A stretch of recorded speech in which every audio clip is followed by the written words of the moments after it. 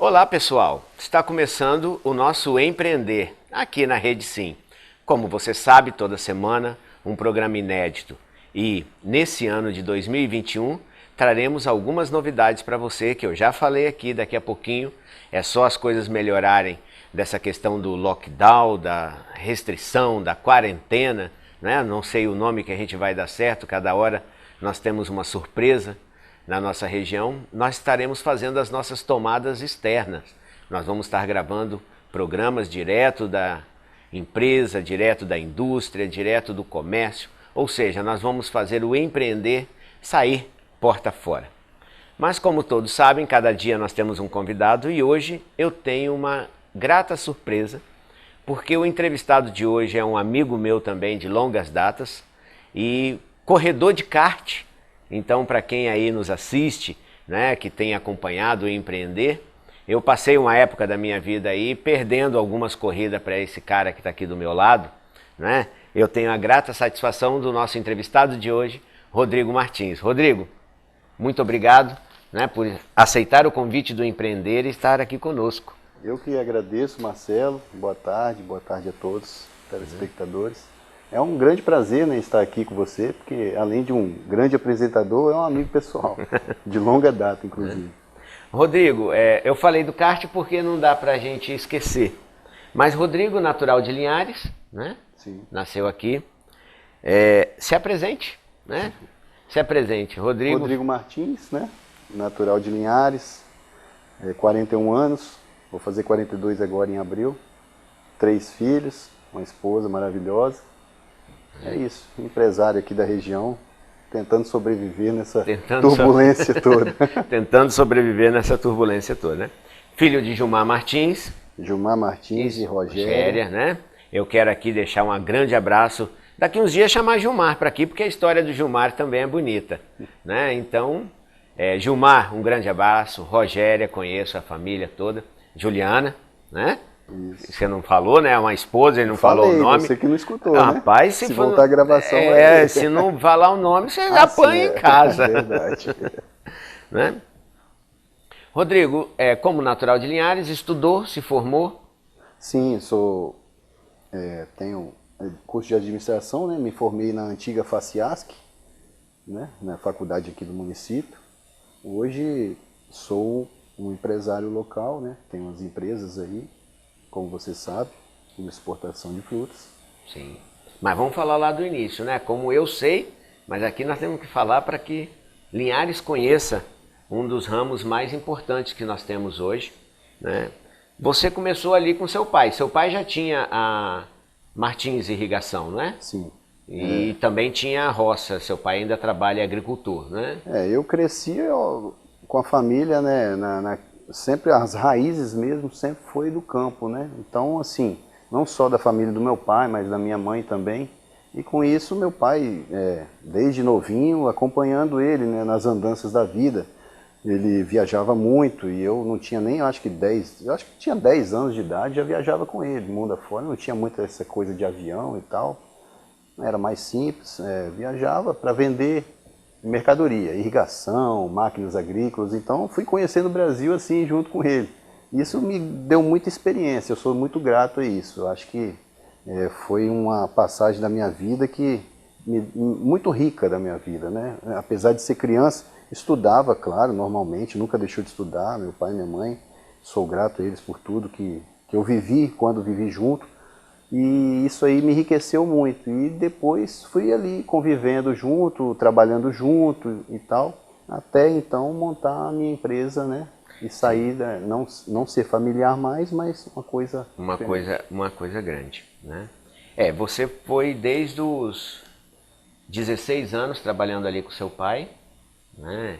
E o empreendedorismo, você acredita que essa experiência do seu pai, esse gosto de ficar vendendo, de ficar andando, oferecendo produto, é dessa veia que nasceu toda a vontade de crescer, de montar uma empresa, de fazer? Com certeza. Eu acho que, assim, eles me desafiavam demais, né? Principalmente meu pai, né?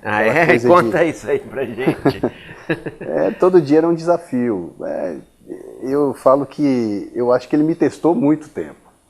E a cobrança era muito grande. Mas hoje a gente vê assim, claro, no início a gente é mais jovem, a gente não vê o que aquilo acarreta na frente. E hoje... Olha, isso é muito importante, viu? Eu vou parar um pouquinho para dar um parêntese, porque muitas vezes quando jovem... Quando jovem nós não temos, né, não sabemos o que é ter uma vida adulta, né? As responsabilidades, né?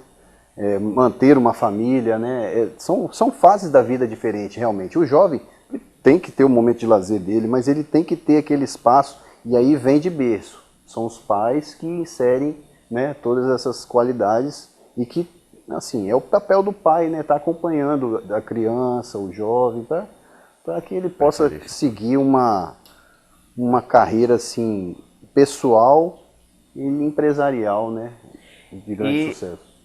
E esse apertão, que eu vou chamar de apertão, né, que Gilmar sempre lhe deu, sua mãe, Gilmar ali, que sua mãe sempre estava junto ali na Martins, né? Ele sempre falando, vai, e ela segurando, porque também tem que ter, né? Tem que ter. Tem que ter o equilíbrio, né? Tem que ter o equilíbrio, não é só vai, opa, tem limite para tudo. Mas olha, isso fez de você muito competitivo, porque agora eu vou lembrar um pouquinho, o Rodrigo era um dos grandes campeões do kart, né? Quem é mais antiguinho aí de Linhares, viu que a gente tinha todas aquelas competições de kart. O kart aqui em Linhares, ele chegou a ser um dos campeonatos estaduais com mais regularidade, na época que nós corríamos, eu vou falar nós. Mas olha que interessante, o quão competitivo era Rodrigo, né? O Rodrigo, quando ele entrava na pista, realmente, ele deixava a gente tremendo, porque era o cara a ser batido. O que você acha do kart nisso? Esse espírito competitivo, esse espírito de garra, de que vou ser campeão, eu tenho que vencer, eu tenho que lutar. Cara, foi uma experiência incrível, Marcelo, tenho saudade até hoje. Nos bastidores aqui, te contando, que eu tenho algumas fotos lá. Fico olhando, rapaz, foi fantástico, porque, como você falou, a vida esportiva, ela te remete a ser cada vez mais competitivo. Então você leva aquilo também para o seu pessoal, para o seu mundo empresarial, entendeu? Então você quer sempre estar à frente. Você também sabe que tudo tem limite, você não vence todas. Sim. Mas você tem que sempre pensar em vencer. O vencer é consequência, claro, mas aquele detalhezinho que não te fez vencer, você vai ter que ficar ali examinando. Outro dia eu conversei justamente com isso com um colega de trabalho meu, e a gente estava falando, eu falei, eu vou te falar um negócio. Eu vivi, eu acho que 12 anos correndo de kart, né, naquela época. E parece que não era bastante competitivo. Nós tínhamos grid, chegamos a ter grid de 30 karts, não sei se você lembra. Lembro disso. Então, assim, quando eu não conseguia chegar ali onde eu queria, era interessante. Tínhamos nossos mecânicos, ficava a semana toda, todo dia à noite, pós-trabalho, ia na casa do mecânico e ficava tentando descobrir o porquê que nós não tínhamos conquistado almejado aquele E apesar de ser um esporte amador, você vê que existia a competitividade e era um fio de cabelo que muitas vezes fazia diferença. Fio de cabelo, isso que era mais interessante, isso é interessante, gente brigando ali por um tempo. Você não abandonou, né? Porque o ano retrasado você foi campeão no Barródromo, né? Pois é, então, aí a gente nunca pode abandonar o que gosta. A mudança do kart para o Barródromo foi simplesmente os 25 quilos a mais. Mas e é uma comunidade super bacana, assim, você conquista novas amizades, é fantástico. Eu acho que a pessoa, para ser completa, ela tem que ser completa em tudo, né? No seu momento de lazer, no seu hobby, no seu trabalho, na sua vida familiar. E eu tento dividir esses espaços para que sejam completos, né? E isso é fantástico. Isso é muito bom. E Rodrigo, aí nós criamos, nós não, né? Aí você partiu para a UGBP. Mas antes da UGBP, você já estava plantando com o seu pai mamão na época? Ou não? Seu pai era muito café, não era? Não, então, um pouco antes da gente montar a empresa, eu, meu pai e meu irmão também, né, que sempre esteve junto dessa parte agrícola, nós já tínhamos plantio de frutas, né? Já tinha, né? Então, assim, e já vendíamos para empresas na época que estavam instaladas aqui na região. E aquilo despertou curiosidade, foi onde nós conhecemos uma pessoa lá fora, e ele viu o potencial no negócio, era mais uma empresa, a gente tinha boas intenções, e tudo foi acontecendo, e em 2005 nós começamos nossas atividades de exportação. Em 2005, aí você já vendia para o mercado interno, e especificamente mamão. Mamão. Né? A UGBP, ela é específica de mamão. Era, Não, né? Era início, quando sim. nasceu. Isso. E quem faz parte da UGBP? Hoje é um grupo empresarial, né? Nós estamos montando uma holding. Nesse grupo nós temos 3 sócios, né? Eu, Jossaí Marim e Emerson Adame, nós temos nossas divisões de cotas lá. É um grupo empresarial porque não é só o GBP+, né? Existe mais 2 empresas alocadas nesse grupo. Então, assim, são empresas que trabalham no ramo de fruticultura, né? Produzindo, comercializando, exportando as frutas. Hoje a gente, além de mamão, nós exportamos também raízes, né? Com essas empresas.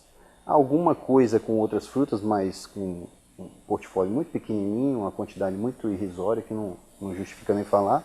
E temos uma outra empresa paralela também, que é uma agroindústria, que estamos agora iniciando as atividades com suco natural. Bom, é muita coisa que você falou aí que eu quero que você destrinche um pouquinho. Mas, como tempo de televisão a gente tem que dar sempre um pulinho, nós vamos para o nosso intervalo, não saia daí, é rapidinho. Daqui a pouquinho nós estamos de volta para mostrar como cresceu uma empresa em Linhares e hoje detém 20% de toda a exportação de uma única fruta no nosso país. Nós voltamos já.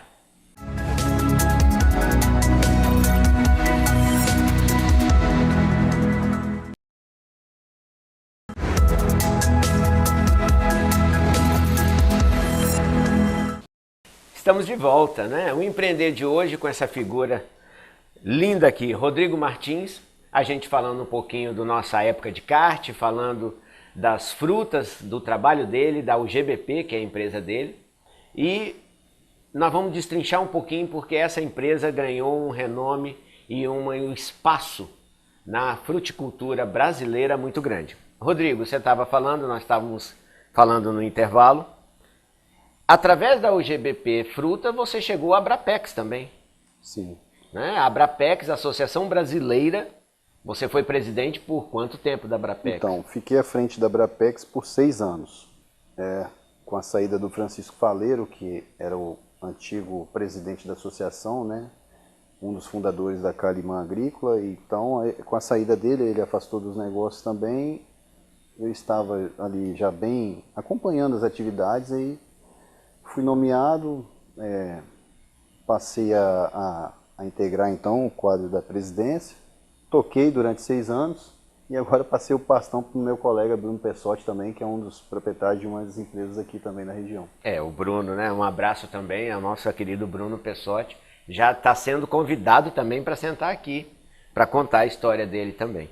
Mas Rodrigo, você estava me dizendo que a UGBP foi crescendo, hoje vocês exportam principalmente o mamão, né, que ela cresceu, mas você já tem uma segunda empresa, que é a Fruit. Doce Fruit. E agora também a empresa de suco. Né? Como é que será o nome do suco? Já tem? Sucos Alegra. Sucos Alegra. Quando é que nós vamos estar com esse suco nas prateleiras do supermercado? Dentro de 15 dias aí, a gente acredita que já vai estar espalhados aí. Não só aqui, mas na região de Grande Vitória e do Rio de Janeiro também. Então é mais uma empresa, né, Rodrigo aí, mais uma empresa se destacando no cenário. E o Rodrigo também falou pra gente que hoje ele detém 20%, é isso mesmo, Rodrigo? O nosso grupo empresarial detém 20% das exportações brasileiras de papaya. De mamão papaya. Que é bem relevante se você for contar, e é um trabalho, além de gratificante, mas muito difícil, né? Porque com a pandemia, as nossas exportações de mamão é uma fruta muito perecível. Então, quase que 100% da exportação é aérea. Com a chegada da pandemia, você sabe muito bem, né? Nós sabemos que o setor aéreo foi muito prejudicado. E nós exportamos principalmente em aviões de passageiro, né? Por conta do frete ser mais acessível e tal. E ter muito mais opções, né, de voo, né? Tínhamos muito mais opções porque o brasileiro viajava muito, né, antes da pandemia. E com a chegada da pandemia, nós, assim, tivemos um baque muito grande no início porque ficamos sem muita solução. Aí partimos mais para aviões de cargas, né? Só que são aviões mais caros, né? Os fretes, o custo de um avião de carga hoje é só em cima da carga, não é diferentemente do que é do passageiro. Então isso afetou muito o setor no início. E como é que está esse dólar? Porque o dólar agora está batendo lá nas alturas. A gente que está aqui do lado de fora, vamos assim dizer, né? Nós que somos a população em si, a gente sabe que o dólar subiu, então tá bom para o exportador. É realmente assim? É essa maravilha ou ainda tem os percalços? Eu confesso para você que, claro, o dólar, a conta é fácil, o dólar mais alto, você exportando, você tem um retorno maior, né? Agora vamos colocar os parênteses, né? Nós temos nas exportações, o desafio muito grande é chegar com essa fruta com qualidade no cliente. Então, se você não tem uma logística adequada, já existe um percentual de perda nisso. E quando você tem uma perda com um frete aéreo o dobro do que era antes da pandemia, então, quer dizer, essa perda, se era de, exemplo, 6%, se torna 12% ou mais. Então, esse custo volta para você, entendeu? Se tudo fosse perfeito, seria mil maravilhas. Sim. Outro fator também muito relevante, e a gente tem que levar em consideração, são os custos de produção. A gente sabe muito bem, os combustíveis aumentando, os insumos, nosso principal insumo hoje para embalagem é o papelão. Além de ter subido quase 40%, você não está achando o volume que precisa. Então, assim, as dificuldades são tremendas com essa desvalorização da nossa moeda. Então, assim, não existe só o lado bom, existe um lado também que é um lado muito difícil, mas tudo isso aí nos torna ainda mais competitivos no mercado. E isso, Rodrigo, porque a planta é vendida X dólares lá fora. E essa desculpa, gente, a fruta é vendida por X dólares. O preço dela não subiu em dólar, é o real que desvalorizou. É pelo contrário, né? Em alguns casos até abaixou. Então ela fica mais competitiva lá fora. Sim. E com o mesmo dólar que você recebia antes, tem que assumir toda essa cadeia de produção e insumos que aumenta. Com certeza. Esse problema, quando chega lá, um problema, ele vem, o retorno dele vem dobrado, porque vem com frete aéreo, todos os insumos gastos, né, você tem que bancar. E levando em consideração isso, como você falou, a gente é mais competitivo no mercado. Tendo o cliente lá que recebeu uma fruta mais cara, porque o frete ficou mais caro, então o que acontece? Qual é o lado que você ainda tem uma gordura? É o lado da fruta. Então a gente acaba vendendo um pouquinho mais barato. Então uma coisa equilibra a outra, entendeu?